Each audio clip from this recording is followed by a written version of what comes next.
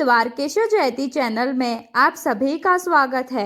कार्तिक मास कथा का 19वां अध्याय। श्री गणेशाय नमः। राजा प्रथु ने कहा, हे देववर्षि, अब आप यह कहिए कि भगवान विष्णु जी ने वहां जाकर क्या किया तथा जलंधर की पत्नी का पतिव्रत कैसे भ्रष्ट हुआ। नारद जी बोले, जलंधर के नगर में जाकर भगवान विष्णु जी ने उसकी पतिव्रता स्त्री वृंदा का पतिव्रत भंग करने का विचार किया।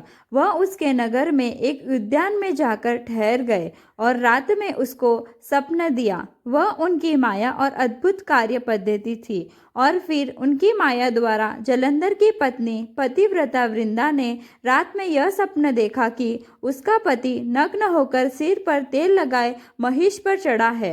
वह काले रंग के फूलों की माला पहने हुए है तथा उसके चहु और हिंसक जीव है।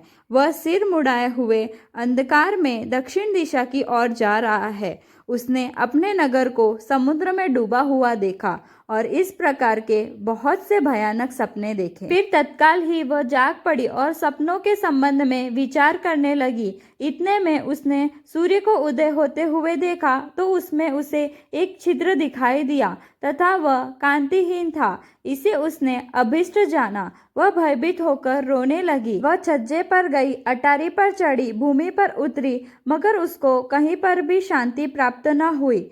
फिर वह अपनी 2 सखियों को साथ लेकर उपवन में गई, परंतु वहां पर भी उसको कल न पड़ी।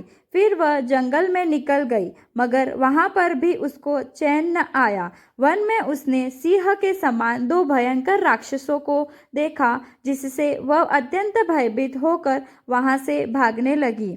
उसी क्षण वहां पर अपने शिष्यों सहित एक मुनि तपस्वी आ गए। भयभीत वृंदा उनके गले में हाथ डालकर उनसे अपनी रक्षा के लिए याचना करने लगी।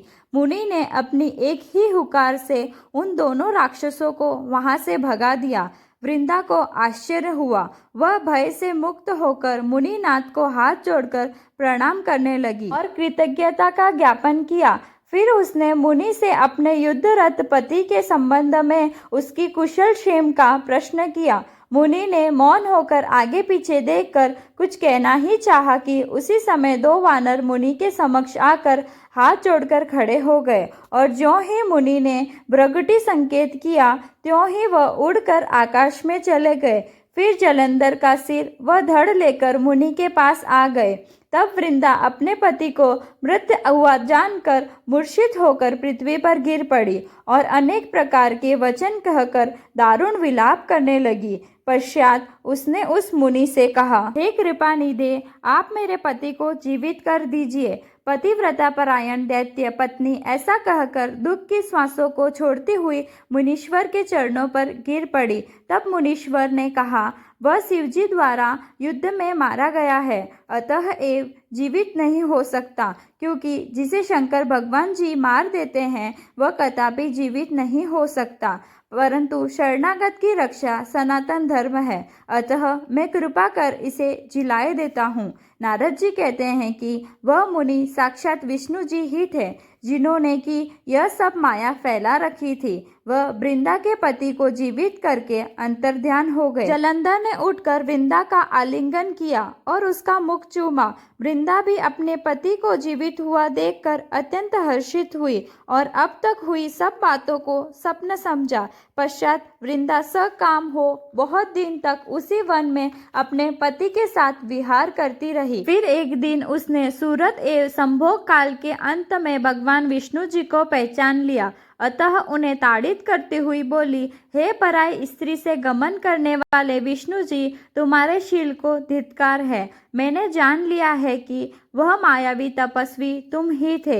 हे राजन, ऐसा कहकर परम कृत्य हो पतिव्रता वृंदा ने अपने तेज को प्रकट करते हुए श्राप दिया, जो तुमने अपनी माया से 2 राक्षस मुझे दिखाए थे, वही दोनों राक्षस किसी समय तुम्हारी भी स्त्री का हरण करेंगे और उसके विरह में दुखी होकर तुम वानरों की सहायता से वन में भ्रमण करोगे और यह सर्वेश्वर जो इस समय तुम्हारा शिष्य बना है, यह वहां तुम्हारा साथी रहेगा। ऐसा कहकर पतिव्रता वृंदा भगवान विष्णु जी के लाख मना करने पर भी अग्नि में प्रवेश प्रवेश कर गई। ब्रह्मा जी आदि देवता आकाश से उसका प्रवेश देखते रहे।